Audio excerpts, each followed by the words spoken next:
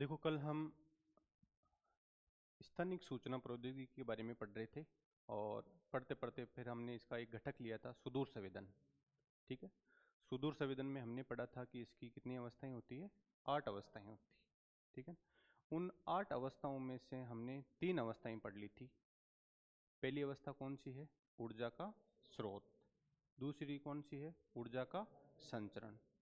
और जब ये संचरण करके पृथ्वी के धरातल पर पहुंचती है तो फिर क्या हो जाता है? अन्योन्य क्रिया हो जाता है। तो पृथ्वी के धरातल के साथ ऊर्जा का अन्योन्य क्रिया, यहाँ तक हमने कंप्लीट कर लिया था। ठीक है ना। तो आज देखते हैं इसमें सुदूर संवेदन की चौथी अवस्था।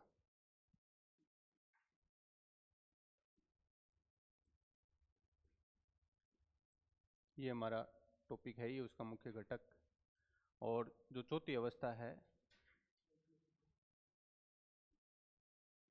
परावर्तित ऑब्लिक उत्सर्जित ऊर्जा का वायुमंडल में प्रवर्धन।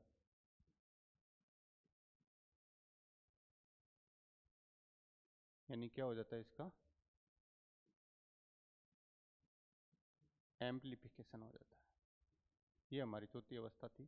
कल वैसे हमने बेसिक जो अवस्थाएं पढ़ी थी उसमें हमने इसका जिक्र भी करा था। ठीक है। ये परावर्तित और उत्सर्जित ऊर्जा आती कहाँ से है?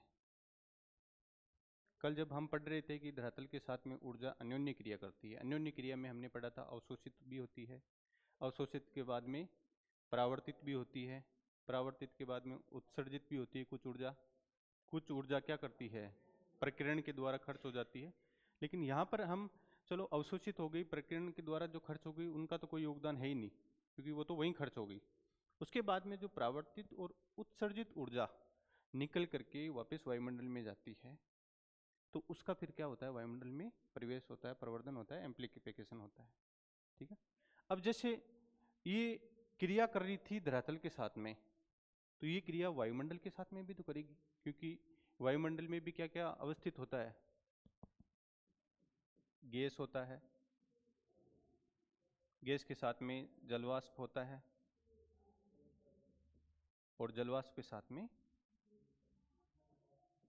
धूल कण भी होते हैं। ठीक है ना। अब ये जब ऊर्जा गैस और जलवाष्प के साथ में क्रिया करेगी तो इसका क्या हो जाएगा? अवशोषण हो जाएगा। तो इसका यहाँ तो वापस क्या हो जाता है? अवशोषण हो जाता है। ठीक है। और जब ऊर्जा धूल कणों के संपर्क में आती है तो वहां पर उसका क्या हो जाएगा? परिकीर्णन हो जाएगा। ठीक है। अवशोषण हो गया, परिकीर्णन हो गया, और जो बची हुई ऊर्जा है उसका फिर क्या हो जाएगा? संचरण हो जाएगा। ठीक है।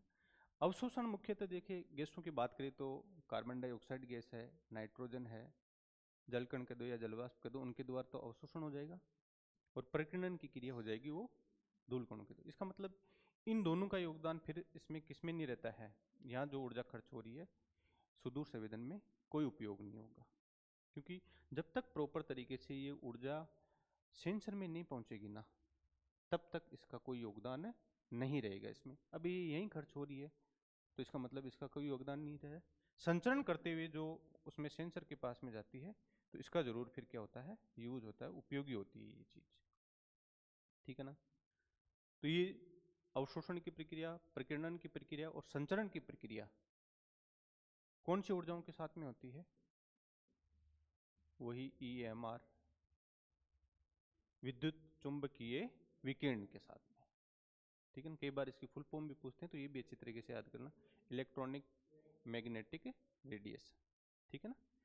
उसके बाद में देखो, इनमें जो 3 ये इसमें क्रियाएं हो रही है, उसमें से जो एक प्रमुख क्रिया होती है वायुमंडल की, वो कौन सी होती है? प्रकीर्णन की होती है, स्कैटरिंग की होती है। और अगर हम ये धूल कणों की बात करें तो धूल कणों के साथ में जब ऊर्जा अन्योन्य क्रिया करेगी या क्रिया करेगी, यहाँ भी तो क्रिया करेगी ना, ये यहाँ क्रिया करेगी, तो उन धूल कणों के आकारों के आधार पर इस प्रकीर्णन के कितने भेद है? 3 भेद है। तो वायुमंडल में प्रकीर्णन कितने प्रकार का होता है? तो इसके 3 भेद है। और आधार क्या रखा है इन 3 भेद का? धूल के कणों को, आकार को, इसका ये आधार रखा है मुख्यतः। 3 कौन कौन से हैं? एक तो रेले,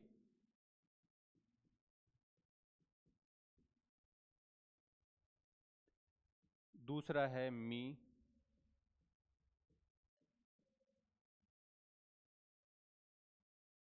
और तीसरा है अवर्णनात्मक, चुनिंदा भी कहते हैं इसको। ये 3 प्रकार के हैं। इन तीनों को हम एक सारणी के माध्यम से पढ़ते हैं ताकि थोड़ा सा एक तो कंपेरेटिव रह जाएगा और एक थोड़ा सा याद करने में भी आसानी रहेगी, ठीक है ना। तो इसकी एक सारणी बनानी है अपने को,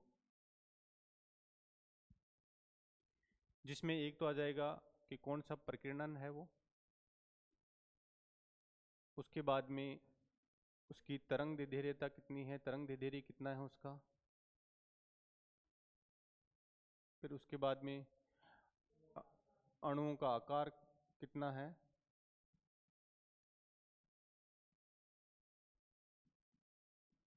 और फिर वो किस प्रकार के हैं, तो उनके प्रकार आ जाएंगे इसमें।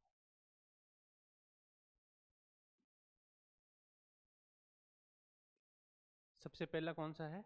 रेले। इसकी जो तरंग दैर्घ्यता वो होती है λ4,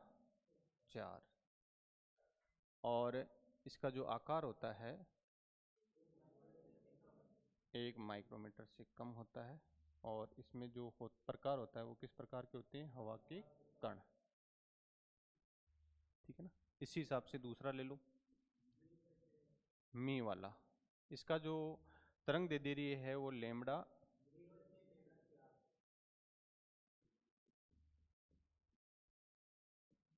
के बीच में इसका क्या हो जाता है? तरंग दैर्घ्य हो जाता है। और इस जो इसकी अणुओं का आकार है वो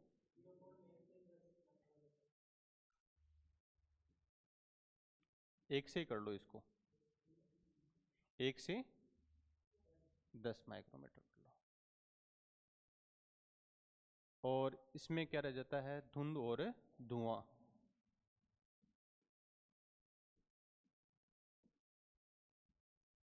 ठीक है ना। उसके बाद में आ जाता है हमारा अवर्णनात्मक, नॉन सेलेक्टिव वाला। इसकी जो वेवलेंथ है λ0 रह जाती है, और जो इसका आकार है वो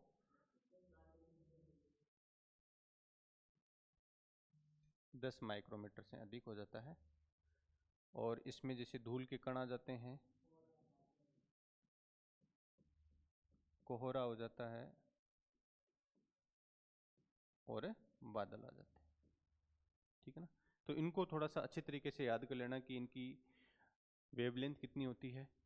वेवलेंथ के साथ में जो प्रकीर्णन करने वाले अणु है, कण है, उनका आकार कितना होता है, और इसमें किस प्रकार के कण है वो, या अणुओं के कण है वो सम्मिलित होते हैं, ठीक है ना।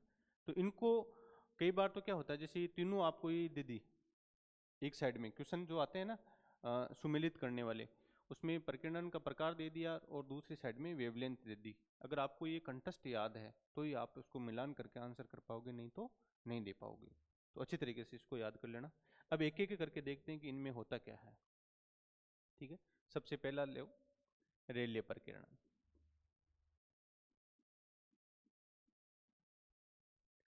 रेले प्रकीर्णन हम इसमें पढ़ रहे हैं कि एक तो जो विकिरण होती है, और एक उसका साथ में किसके साथ में क्रिया करती है? विकिरण धूल के कणों के साथ में, ठीक है ना।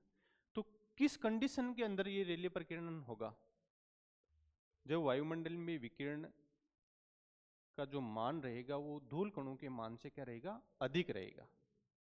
एक तो विकिरण का मान और एक धूल कणों का मान। अगर विकिरण का मान ज्यादा है, धूल कणों का मान कम है, तो किस प्रकार का होगा प्रकीर्णन? रेले प्रकीर्णन होगा वहां पर।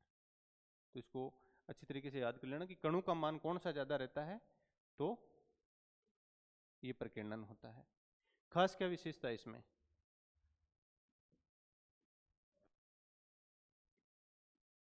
विकिरण कणों का मान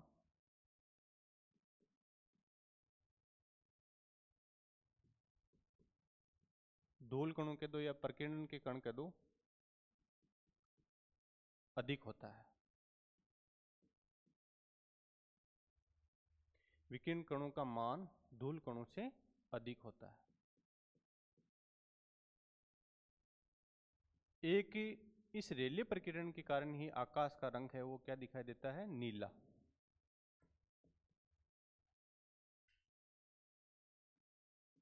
आकाश का रंग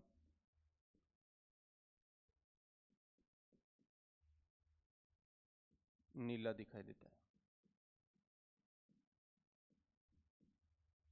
ठीक है, क्यों दिखाई देता है नीला? क्योंकि जब हम देखते हैं दृश्य प्रदेश, क्योंकि हमारे को आंख से जो दिखाई देने वाला स्पेक्ट्रम प्रदेश है वो कौन सा है, दृश्य प्रदेश है। दृश्य प्रदेश में हम ये चीज देखते हैं विबग्योर।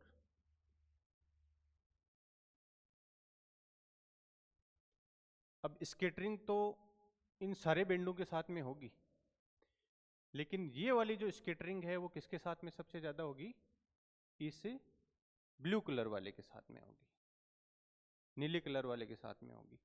इसी कारण आकाश का रंग है हमारे को क्या दिखाई देता है, नीला दिखाई देता है। ठीक है ना, तो आकाश का रंग नीला दिखाई देता है। उसके बाद में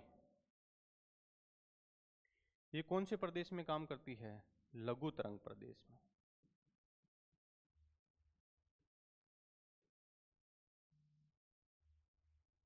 लघु तरंग प्रदेश में क्यों काम करती है, क्योंकि इसकी वेवलेंथ क्या होती है, ज्यादा होती है। और वेवलेंथ ज्यादा होगी तो किस में काम करेगी, लघु प्रदेश में काम करेगी, और ये यहाँ पर ही ज्यादा प्रभावशाली रहेगी प्रकीर्णन अगर ऐसी होगी तो। उसके बाद में इसकी एक खास बात और है, ये दोनों दिशाओं में काम करता है, आगे और पीछे।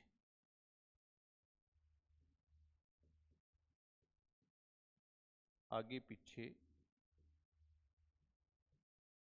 दोनों दिशाओं में काम करता है।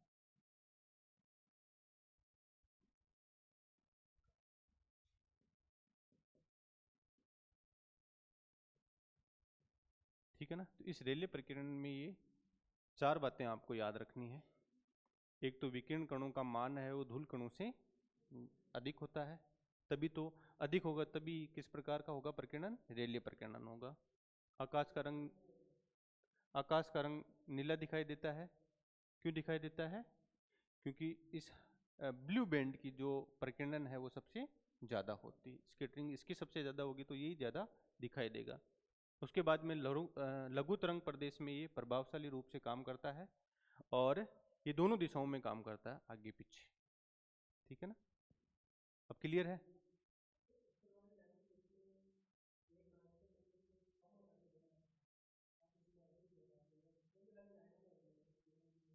कौन सी, तो वेवलेंथ किसकी होती है, धूल के कणों की होती है या विकिरण तरंगों की होती है। तो विकिरण तरंगों की कितनी थी, लैम्बडा 4। उसमें जो अणुओं का आकार था उसकी कितनी थी, आकार कितना था, कम। तो ये वाली वेवलेंथ ज्यादा थी, कणों का आकार क्या था, कम था। अगर ऐसी कंडीशन होती तो किस प्रकार का प्रकीर्णन होगा, रेले प्रकीर्णन होगा। ठीक है, उसके बाद में दूसरा वाला लो, मी प्रकीर्णन। इसीलिए तो वो चार्ट बनवाया था उसमें, ताकि अणुओं के आकार भी आपको पता रहे और उसकी वेवलेंथ भी आपको पता रहे। ठीक है ना, मी प्रकीर्णन, मी प्रकीर्णन में क्या होता है, दोनों का बराबर होता है। इसमें विकिरण तरंग का मान और धूल के कणों का मान क्या होता है, बराबर होता है। बराबर होता है तो जाहिर सी बात है वहां पर किस प्रकार का प्रकीर्णन होगा, मी प्रकीर्णन होगा। तो इसमें विकिरण तरंगों या किरणों का कह दो, या विकिरणों का ही कह दो इसमें।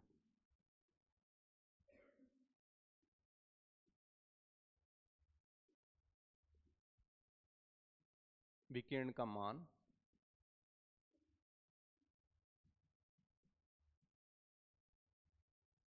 धूल कणों के बराबर होता है। ठीक है। दूसरी क्या विशेषता है इसकी, कि ये जो लंबे तरंग दैर्ध्य वाले प्रदेश होते हैं वहां पर अगर इनके प्रभावशाली की बात करें तो ये रेले से भी ज्यादा प्रभावशाली होता है।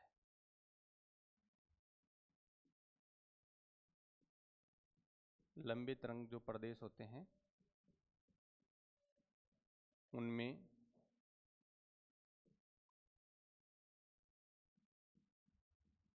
रेले से ज्यादा प्रभावशाली होता है।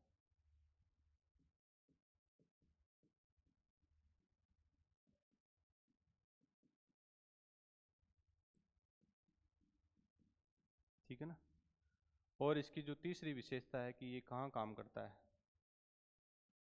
पहले वाली कहाँ काम कर रही थी, लघु प्रदेशों में, और ये काम करेगी जो पेराबेगनी प्रदेश है ना उनसे लेकर के मध्य अवरक्त तक।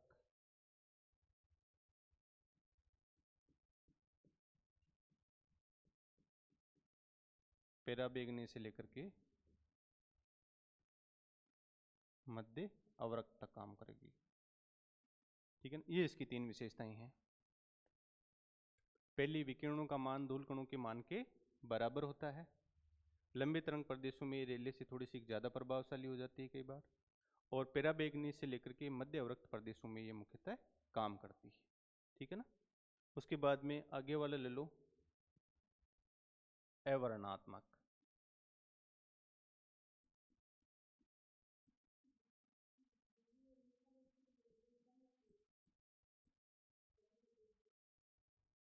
हर बार नहीं है ना, कई बार हो जाता है।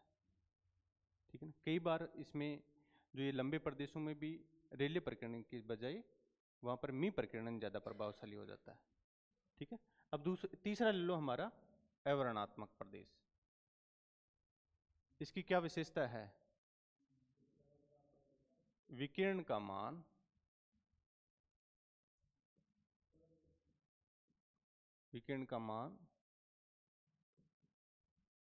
धूल कणों से कम होता है।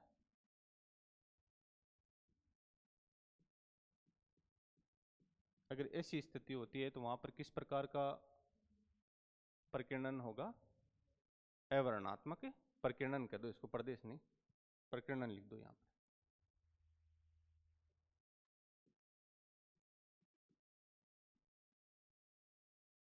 ठीक है ना। वहां पर ये होगा। एक इसकी खास विशेषता है, जब हम धुंध के समय देखते हैं तो हमें धुंध का जो रंग है वो किस प्रकार का दिखाई देता है, सफ़ेद दिखाई देता है। तो मौसम से संबंधित जो भी घटनाएं होती है, चाहे वो धुंध हो, कोहरा हो, वर्षा हो, वहाँ पर हमें उसका कलर सफ़ेद क्यों दिखाई देता है, क्योंकि इसमें जो हमारा दृश्य प्रदेश होता है, दृश्य प्रदेश होता है, और दृश्य प्रदेश में जितने भी जो बैंड होते हैं उन सब में समान रूप से क्या होता है, प्रकीर्णन होता है।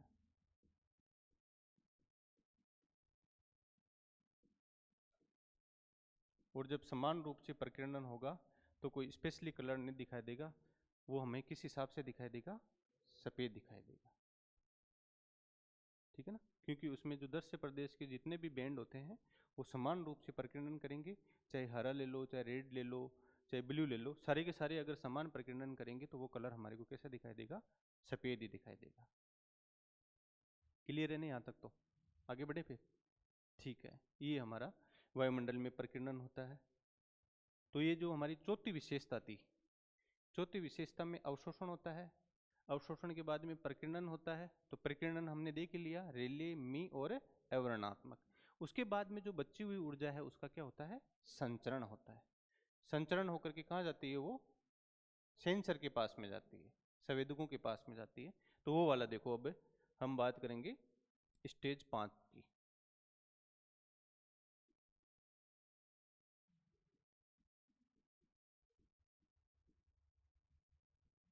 संवेदक के माध्यम से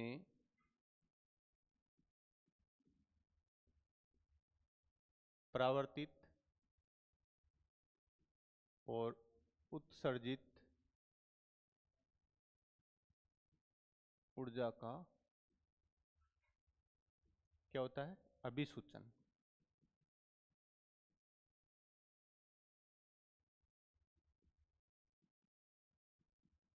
डिटेक्शन होगा इसका।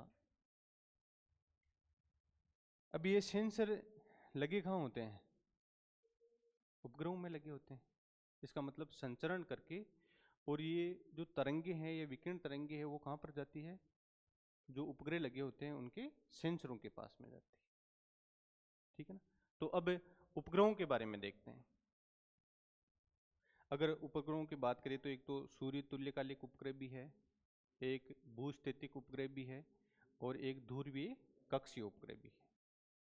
तो जो वायुमंडल में इस रिमोट सेंसिंग के लिए जो काम में लेते हैं, वो कौन से प्रकार के उपग्रह काम में लेते हैं? सूर्य तुल्यकालिक उपग्रह लेते हैं।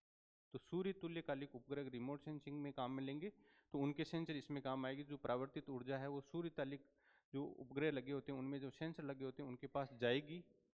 वो उनको क्या करेगा? डिटेक्ट करेगा। डिटेक्ट करके जितने भी जो आंकड़े लेने हैं उनको संग्रहण कर लेगा वहाँ पर सेंसर अपने पास में। ठीक है? संग्रहण होने के बाद में आगे की प्रोसेसिंग क्या होती है? वो अभिसारण करता है, उनको कन्वर्जन करता है। लेकिन अभी तक अपने को यही मानो कि उनको संग्रहण कर रहा है, अपने पास ही रख रहा है 5वीं स्टेज तक की। भूस्थितिक उपग्रह भी होते हैं, वहाँ भी सेंसर लगे होते हैं, लेकिन वो रिमोट सेंसिंग में काम में नहीं लिए जाते। ठीक है? तो उपग्रह मुख्यतः 3 होते हैं। एक तो सूर्य तुल्यकालिक,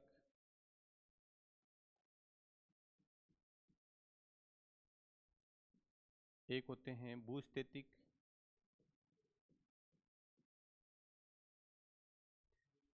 और एक हो जाता है ध्रुवीय कक्षीय। इसमें अच्छी तरीके से याद कर लेना, रिमोट सेंसिंग में सिर्फ और सिर्फ कौन से काम में लेते हैं? सूर्य तुल्यकालिक उपग्रह काम में लेते हैं। हम यहाँ पर इनका थोड़ा सा कंपेयर करके दोनों का पढ़ेंगे, ताकि एक तो याद भी हो जाए और ये क्यों काम में नहीं लिए जाते हैं इनके बारे में भी थोड़ी जानकारी मिल जाए। इसके साथ साथ में कौन से जो कई बार क्या होता है, एग्जामिनर बनाने वाला चलो ठीक है यूज़ तो नहीं होता रिमोट सेंसिंग में, लेकिन मैचिंग के रूप में क्वेश्चन डाल भी दे एक आधा कि ये उपग्रह है कौन से देश का है, तो थोड़ी बहुत बेसिक जानकारी हमारे को इसके बारे में भी पता होनी चाहिए। ठीक है ना? तो आगे देख लो, इसको थोड़ा सा दोनों को कंपेयर के रूप में देखते हैं। एक तो सूर्य तुल्यकालिक,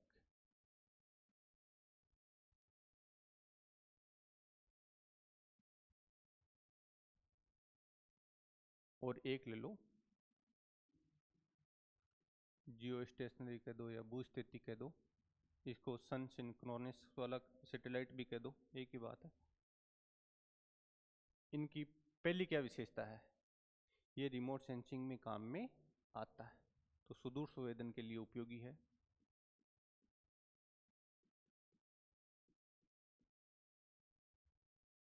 कई जगह क्या लिखा होता है, यहाँ नहीं लिख देना है ना।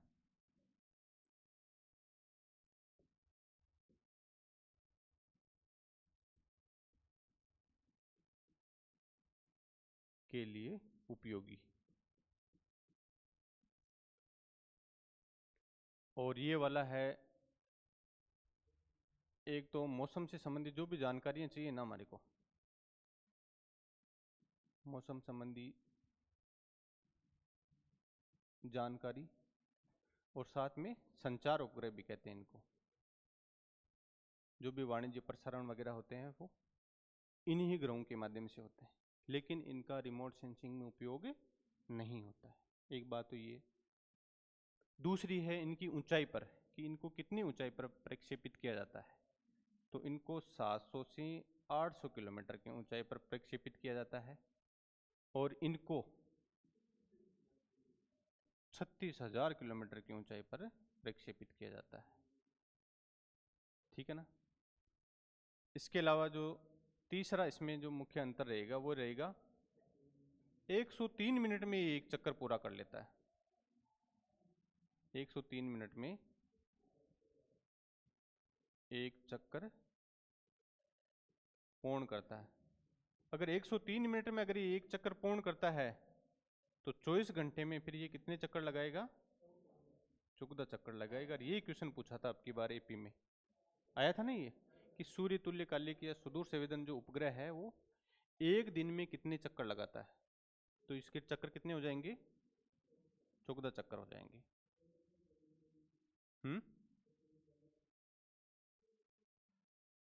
वो प्लस कर दो भाई। पृथ्वी की अगर ये बात कर रहे हैं हम सरफेस की, ठीक है ना। अगर केंद्र से पूछता है इसमें भी जोड़ करके तो वो 63 की तरह प्लस कर देना, प्लस 700 या 800 कर देना, या तो 700 कर देना, नहीं 800 कर देना, तो इसकी ऊंचाई आ जाएगी। वो तो एक बार क्वेश्चन पूछा था शायद 2014 का एग्जाम था और 16-17 में वो एग्जाम हुआ था, उसमें जीपीएस का पूछा था कि एक तो जो हम इनकी जो ऊंचाई काउंट करते हैं ना, एक तो सरफेस से काउंट करते हैं, और क्वेश्चन पूछ लिया था पृथ्वी के केंद्र से। अब केंद्र की बात आ जाती है तो फिर इतना प्लस और कर देना आप इसमें, ठीक है ना।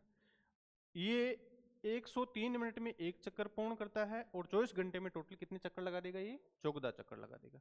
ये एक दिन में एक चक्कर लगाएगा, एक दिन में एक चक्कर, ठीक है ना। तो ये 3 तो ये हो गई। इसके बाद में इसकी दिशा से संबंधित,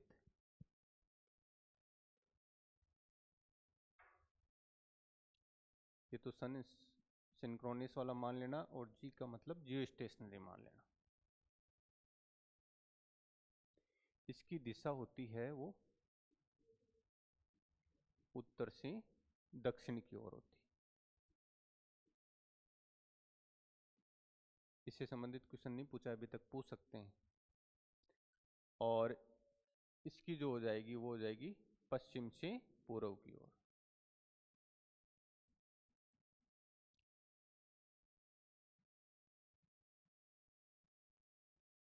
इसको थोड़ा सा एक छोटा सा डायग्राम बना करके देख लेते हैं। जैसे ये हमारी पृथ्वी है, ये उत्तर, ये दक्षिण, ये पूर्व और ये पश्चिम। दिशा कैसे हो रही है इसकी? उत्तर से दक्षिण की ओर।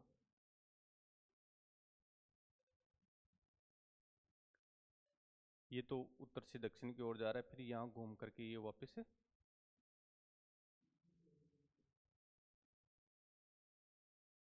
अब दिशा कौन सी मानी जाती है? जहां से उसकी शुरुआत होती है वही उसकी क्या मानी जाती है? दिशा मानी जाती है, ठीक है ना। तो इसकी शुरुआत ही उत्तर से दक्षिण की ओर होती है, तो इसकी दिशा ये मानी जाएगी। इसके साथ में ये देख लो आप,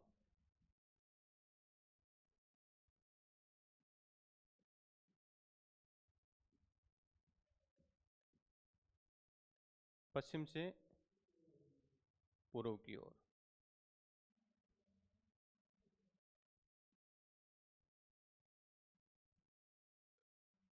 ठीक है ना। तो ये इनकी दिशा हो गई। जो सूर्य तुल्यकालिक उपग्रह हैं इनकी दिशा उत्तर से दक्षिण की ओर होती है, और जो भूस्थितिक उपग्रह हैं इनकी दिशा पश्चिम से पूर्व की ओर होती है, ठीक है ना। इसके अलावा इसमें जो पांचवा अंतर है, विभेदन क्षमता, इसकी स्पष्ट होती है और इसकी अस्पष्ट होती है।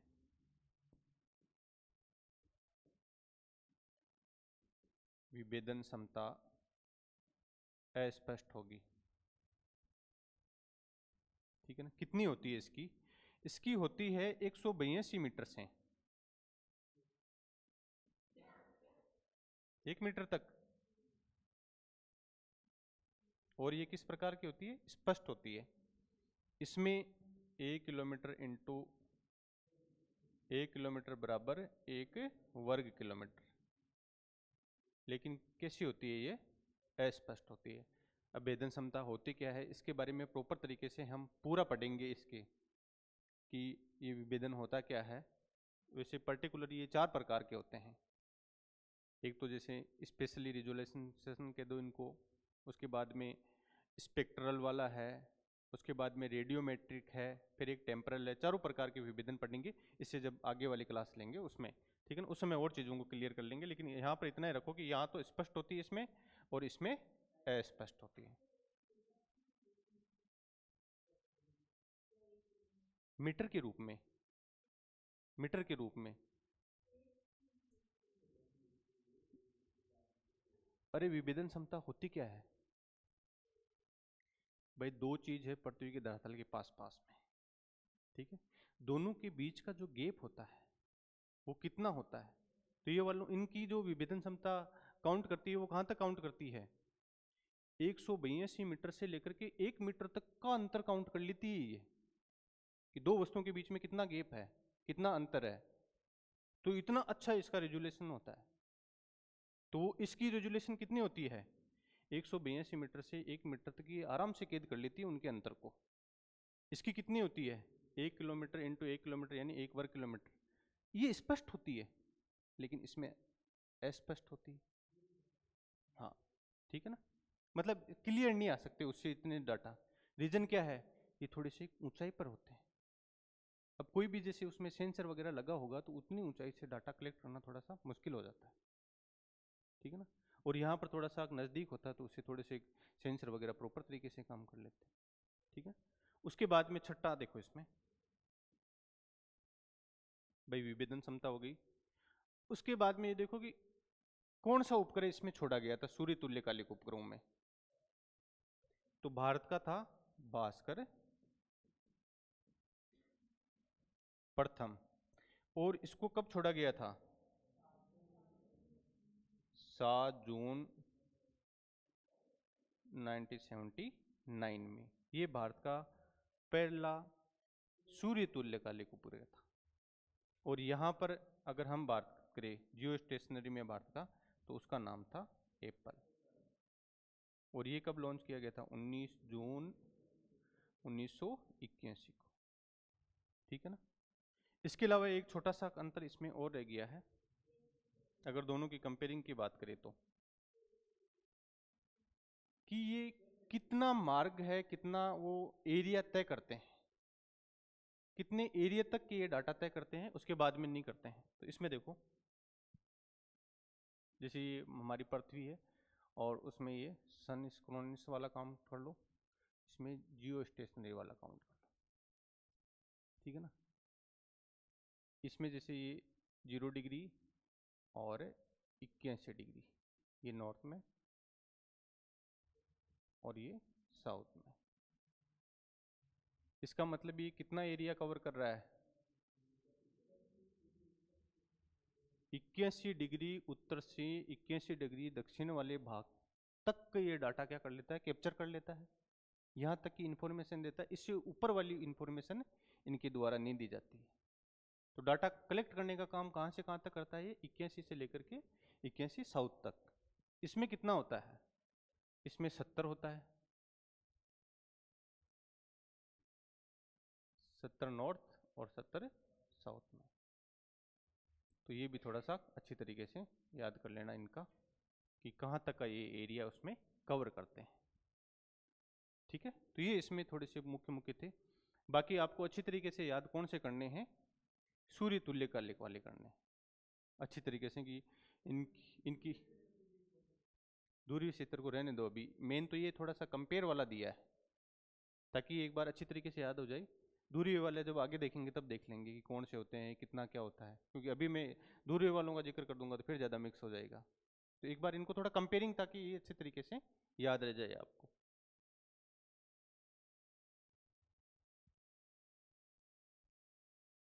उसके बाद में इसमें कौन कौन से मुख्य है उपग्रह सम्मिलित है?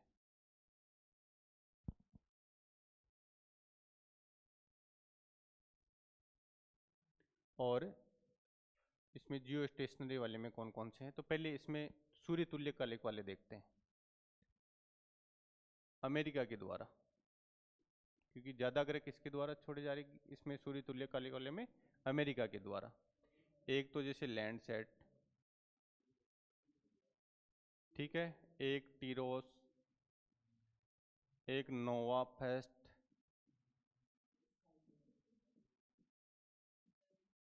ठीक है। उसके बाद में एक निम्बस भी है इसका, उसके बाद में एक सी सेट, उसके बाद में स्काईलैब, और उसके बाद में एक स्पेस शटल भी तो है ना, स्पेस शटल, और एक HCMM, और उसके बाद में एक और रह गया ना इसका, आइकोनॉस। ये अच्छा उपग्रह माना जाता है इसका, क्योंकि इसकी विभेदन क्षमता ज़्यादा होती है। विजुलेंस कितनी होती है? 11 के आसपास, ठीक है ना। ये सारे के सारे अमेरिका के द्वारा लिए गए हैं, छोड़े गए हैं, प्रक्षेपित किए गए हैं। इसके अलावा भी देखो, एक जैसे स्पॉट, ये किसके द्वारा? फ्रांस के द्वारा प्रक्षेपित किया गया है। उसके अलावा एक रडार सेट, ये कनाडा के द्वारा, और एक एस्टर, ये जापान के द्वारा प्रक्षेपित किया गया है। भारत के द्वारा इसमें देखो मुख्यतः दो प्रणालियां काम में ले रहे हैं अभी हम। एक तो IRS की, और एक कार्टोसेट। IRS का अगर फुल फॉर्म देखें तो इंडियन रिमोट सेंसिंग, ठीक है ना, ये भी एक प्रोग्राम है इनका। तो इसमें अगर हम प्रोग्राम की बात करें तो सबसे पहले जो इसका ग्रह था वो IRS फर्स्ट A के नाम से था, और इसको जो प्रक्षेपित किया गया था वो 17 मार्च 1988 को प्रक्षेपित किया गया था, इस मिशन के पहले उपग्रह को। इसी प्रकार ये हमारा जो कार्टोसेट है, इसको कार्टोसेट फर्स्ट, और ये 5 मई 2005 को किया गया था। ऐसे याद नहीं रहे तो दिनांक भी 5 है, महीना भी 5वां है, और ईयर भी 5वां है, ठीक है ना। ये कार्टोसेट यहाँ पर प्रक्षेपित किया गया था। तो ये प्रमुख उपग्रह है। अब देखो इनसे संबंधित क्वेश्चन पूछ सकते हैं, क्योंकि पिछली बार जो आपका एग्जाम हुआ था उसमें से GIS से क्वेश्चन उठा था कि कौन से रेक्टर है, वेस्टर है, वो जो डाटा से संबंधित कोई एक पूछा था। उसके बाद में अब की बार इसका किस में आ गया? विद्युत चुंबकीय स्पेक्ट्रम प्रदेश से आ गया कि कौन सा उसमें रिमोट सेंसिंग में काम करता है, कौन सा काम नहीं करता है। तो एक था जो नहीं करता है, बाकी 3 करते थे, तो वो वाला ले लिया। अब की बार हो सकता है ट्रेंड के रूप में ऐसे क्वेश्चन आ भी रहे हैं। नेट के एग्जाम में, असिस्टेंट प्रोफेसर के एग्जाम में भी क्वेश्चन पूछे थे कि कौन सा सूर्य तुल्यकालिक है और कौन सा भूस्थितिक है, ठीक है ना। तो इनसे संबंधित क्वेश्चन भी पूछा था। हो सकता है अपन ने इसमें ज़्यादा शामिल नहीं किया, जो मेन मुख्य थे ना उनको शामिल कराया। तो इनको अच्छे तरीके से याद कर लेना, और इंडिया वाले हैं ना, इनकी तो लॉन्चिंग डेट भी याद कर लेना कि कब कब इसको प्रक्षेपित किया गया था। उसके बाद में देखो इनमें से अमेरिका के द्वारा जो 2 छोड़े गए थे, एक तो GOES-E और दूसरा था GOES-W, ठीक है। ये तो किसके द्वारा हो गए? अमेरिका के द्वारा। एक मेटियोसेट, ये छोड़ा गया था यूरोपीय अंतरिक्ष संस्था के द्वारा।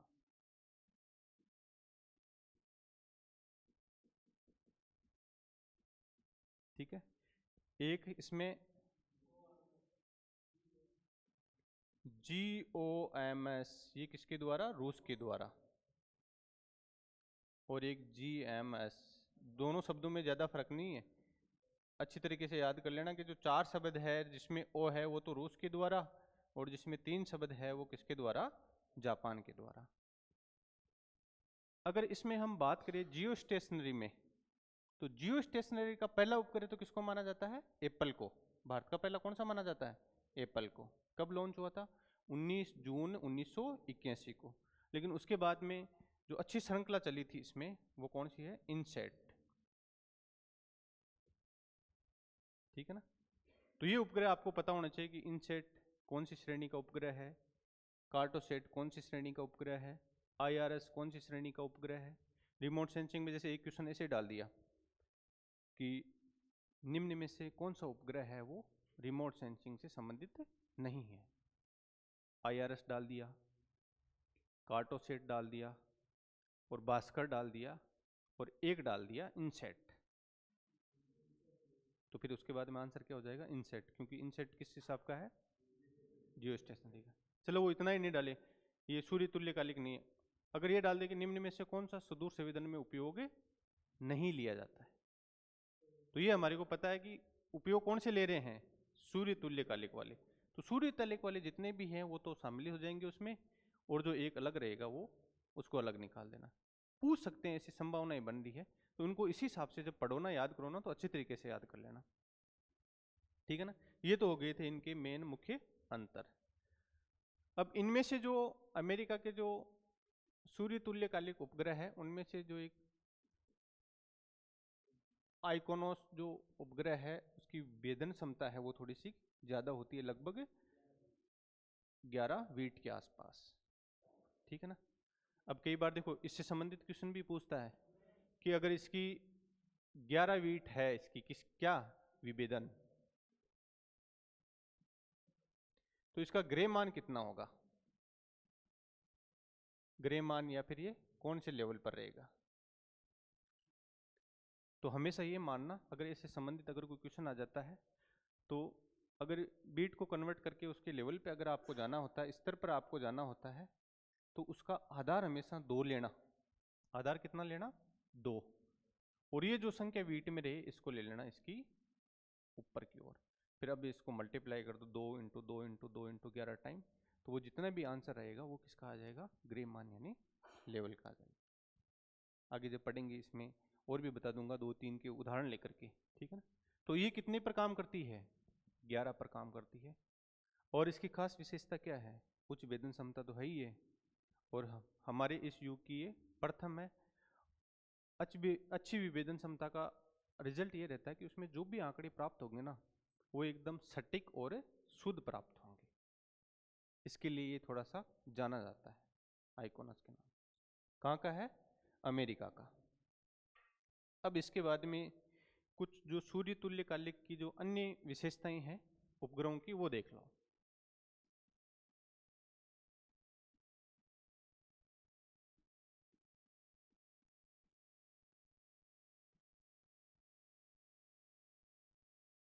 कल अपन बात कर ही रहे थे, जब डिस्कस कर रहे थे तब, स्वात।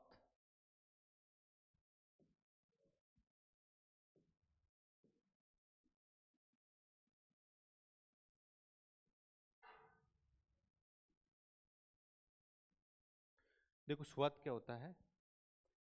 सूर्य तुल्यकालिक उपग्रहों में जो सेंसर लगे होते हैं, वो सेंसर जब पृथ्वी के चारों ओर परिक्रमा करते हैं, तो वो सेंसर क्या करते हैं? कुछ एरिया विशेष को क्या करते हैं? तय करते हैं, उसकी दूरी तय करते हैं कि जैसे अलग लैंड सेट है, लैंड सेट की जो सेंसर लगे होते हैं उनकी कितनी है? 185 है। उसी प्रकार जितने भी उपग्रह सबकी अलग अलग होती है, लेकिन जो उपग्रह अपनी परिक्रमा करते हुए उस इसमें पृथ्वी के धरातल का जो भाग एक पट्टी के रूप में तय करता है, उस पट्टी को क्या कहते हैं? स्वात कहते हैं। जैसे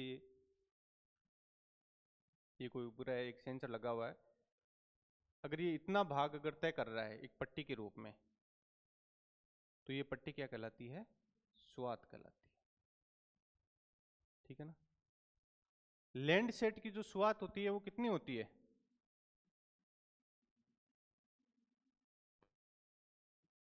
बस सारे जो उपग्रह है सबकी अलग अलग होती है, इसकी कितनी होती है? 185 किलोमीटर होती है। और आपको पता है कि कोई भी जो सूर्य तुल्यकालिक उपग्रह है वो 103 मिनट में चक्कर पूरा कर लेता है। इसका मतलब दिन में कितने चक्कर लगाएगा वो? 14 चक्कर लगाएगा। तो ये कितनी पट्टियां कर देगा? कितने स्वात क्षेत्र कर लेगा? 14 कर लेगा, ठीक है ना। तो ये भी थोड़ा सा ध्यान रखना इनमें, सूर्य तुल्यकालिक उपग्रहों की सबकी स्वात अलग अलग होती है। लैंड सेट की कितनी है? 185 है। उसके बाद में तीसरा बिंदु हम देखते हैं कि इसकी जो स्वात है हर ग्रह की अलग, इसमें हर उपग्रह की अलग अलग है। ठीक है ना। तो उसी हिसाब से इसमें, जैसे ये हमारी पृथ्वी है, इसमें 0 डिग्री वाला भाग है, एक 40 डिग्री वाला भाग है, तो इसमें दो पट्टियों के बीच का जो क्षेत्र है वो कितना रहेगा, 2760 किलोमीटर रहेगा। कितना रहेगा, 2760। और ये 40 डिग्री पर अगर हम इसको काउंट करेंगे तो ये कितना रह जाएगा, 2100 किलोमीटर। इसका मतलब दो पट्टियों के बीच का क्षेत्र कहाँ ज़्यादा है, भूमध्य रेखा पे, और फिर कम कहाँ है, जैसे जैसे ऊपर की ओर जा रहे हैं।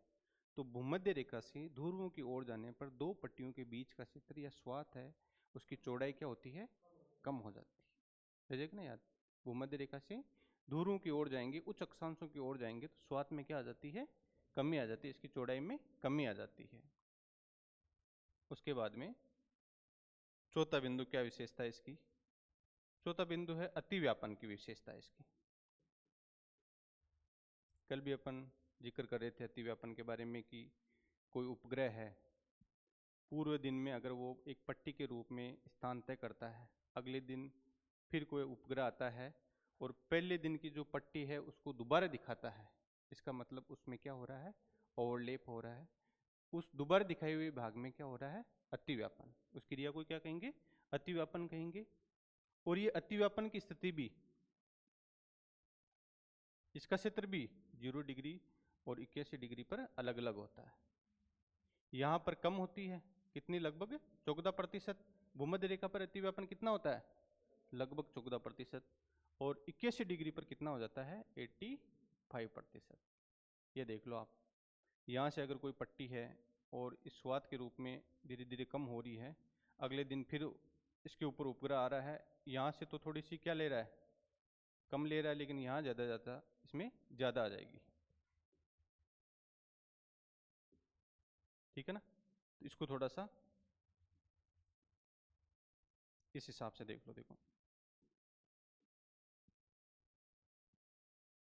एक दिन उपग्रह गया ऊपर की ओर, क्योंकि दोनों साइड से काउंट करता है ना, वो तो दिशा उसकी क्या रहती है, उत्तर से दक्षिण की ओर। लेकिन एक उपग्रह आ रहा है तो भी आंकड़े कलेक्ट कर रहा है, और जा रहा है तो भी आंकड़े कलेक्ट कर रहा है। अब यहाँ से ये गया है, इसकी शुरुआत की चौड़ाई थोड़ी सी ज़्यादा होगी, ऊपर जाते जाते ये क्या हो जाएगी, कम हो जाएगी, क्योंकि पट्टी की चौड़ाई क्या हो जाती है, कम हो जाती है। अगले दिन फिर कोई दूसरा उपग्रह आता है, वो यहाँ से यहाँ तक की लेता है।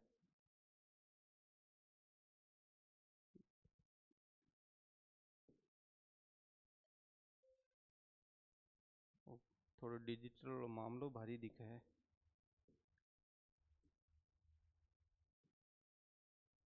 जैसे दो भाग ले लो, यहाँ चौड़ाई ज़्यादा है और यहाँ चौड़ाई कम है। अगले दिन फिर जा रही है, तो यहाँ चौड़ाई थोड़ी सी क्या रहेगी, कम रहेगी, और यहाँ जाते जाते ये थोड़ी सी ज़्यादा हो जाएगी। ठीक है ना। तो इसका मतलब अतिव्यापन हो रहा है। अतिव्यापन यहाँ 14% होता है, और यहाँ पर 81 के पास में कितना होता है, 85% होता है। अब अतिव्यापन चलो इसमें तो होता है, उसके साथ साथ में वायु फोटो चित्रों में भी अतिव्यापन होता है। वायु फोटो चित्रों में जो अतिव्यापन होता है वो दो प्रकार का होता है, एक तो या तो लंबाई के रूप में या फिर उड़ान की दिशा के रूप में।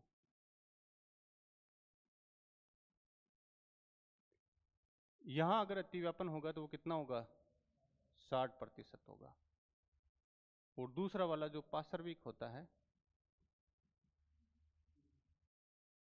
वो अतिव्यापन कितना होगा, 25 से 30। और इस प्रकार के क्वेश्चन जब ऑप्शनल सब्जेक्ट चलते थे ना, और आरएस में इस प्रकार के अगर रिमोट सेंसिंग से क्वेश्चन पूछते तो ये तो उनका फेवरेट था। कभी तो ये डाल देते थे और कभी ये डाल देते थे। आई हुई सब्जेक्ट के अकॉर्डिंग क्वेश्चन पेपर देखना, वहाँ पर काफ़ी क्वेश्चन ये रिपीट हुआ है, तब इसमें शामिल कर लिया, क्योंकि अतिव्यापन का पार्ट इसमें आ रहा है तो इसमें पूछ सकता है कि वही फोटो चित्र, क्योंकि ये भी तो क्या है, एक रिमोट सेंसिंग का पार्ट है। तो इनमें अगर अतिव्यापन पूछे तो लंबाई या उड़ान की दिशा में कितना है, 60%, और वैसे पार्श्विक अतिव्यापन कितना है, 25 से 30%। आगे बढ़े। उसके बाद में देखो आप,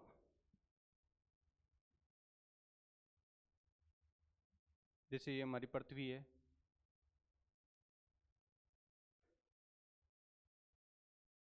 इनकी दिशा तो हमारे को पता है, जो हमारे सूर्य तालिक उपग्रह हैं उनकी दिशा तो हमारे को पता है कि उत्तर से दक्षिण की ओर होती, लेकिन ये ऐसा तो है नहीं कि ये हमेशा एक ही उसमें पर्टिकुलर एरिया को तय करेगा, ये किसी न किसी दिशा में तो आगे बढ़ेगा। तो ये किस दिशा की ओर आगे बढ़ते हैं? पश्चिम दिशा की ओर आगे बढ़ते हैं। जैसे कोई उपग्रह है, आज यहाँ चल रहा है, ठीक है, फिर कल थोड़ा सा तो पश्चिम की ओर खिसकेगा, बाकी ओवरलैप होता है, तो इस भाग को कवर करके धीरे धीरे निरंतर पश्चिम की ओर चलता है। तो इस हिसाब से अगर ध्रुवों को छोड़ दे तो ये कितने दिनों में पूरी पृथ्वी को कवर कर लेता है? 18 दिनों में पूरी पृथ्वी को कवर कर लेता है। तो ये भी अगर क्वेश्चन पूछ सकता है, क्योंकि सूर्य तुल्यकालिक उपग्रह है, हमारी रिमोट सेंसिंग से संबंधित भी है, कि ध्रुवों को छोड़कर संपूर्ण पृथ्वी को एक जो सूर्य तुल्यकालिक उपग्रह है वो कितने दिनों में पूरी पृथ्वी को तय कर लेता है। तो कितने दिनों में तय करता है? 18 दिनों में तय करता है। रह जाएगा ना याद। इसके अलावा इसकी जो छठी विशेषता है, ये भूमध्य रेखा को जो अधिकतर शब्द है, अधिकतर जो ये उपग्रह होते हैं,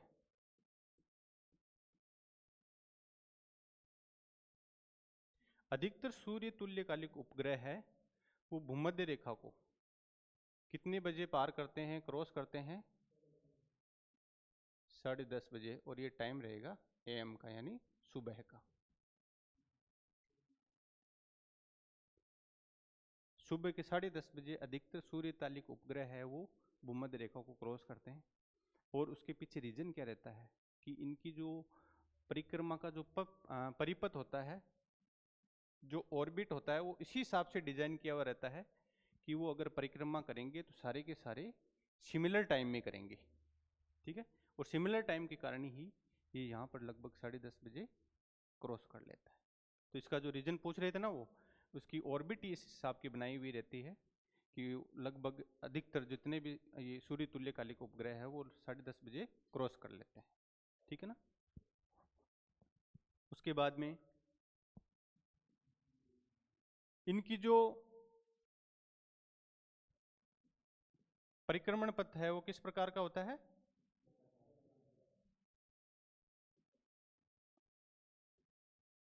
वर्ताकार। वर्ताकार के साथ में ध्रुवीय कक्षीय होता है इसका। तो अगर इसका ये पूछे कि ऑर्बिट किस प्रकार का होता है, तो वर्ताकार ध्रुवीय कक्षीय होता है।